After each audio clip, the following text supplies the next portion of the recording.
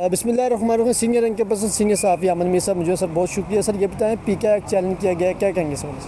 ये आज यहाँ पे इस्लामाबाद हाई कोर्ट में समाअत हुई है और हमारे जो वकील थे रियासत अली आज़ाद साहब, उन्होंने पीका एक्ट 2025 जो है उसको गैर आइनी करार दिया है और उसका जो फंक्शन है उसको सस्पेंड करने की गुजारिश किया। तो जो इस्लामाबाद हाई कोर्ट है उसने अटार्नी जनरल ऑफ पाकिस्तान को नोटिस जारी किया है कि वो अगली हेयरिंग पर आएँ और आके जो रियासत अली आज़ाद साहब और इमरान शफीक साहब ने जो आर्गूमेंट्स दिए हैं उसका जवाब दें। तो हम इस पीका तरमीमी एक्ट 2025 को गैर आइनी समझते हैं और हम समझते हैं कि हुकूमत ने इसमें जो है वो फेक न्यूज़ के नाम पे जो आज़ादी सहाफ़त है उसको निशाना बनाने की कोशिश की। सहाफ़ी भी सड़कों पर है, वकला भी सड़कों पर है, क्या देखते हैं हुकूमत चल पाएगी? देखिए, हम तो इस कानून के ख़िलाफ़ आए हैं और वकला की तंजीमें जो हैं वो अपना उनका एक मौक़िफ़ है, उनका मसला कुछ और है।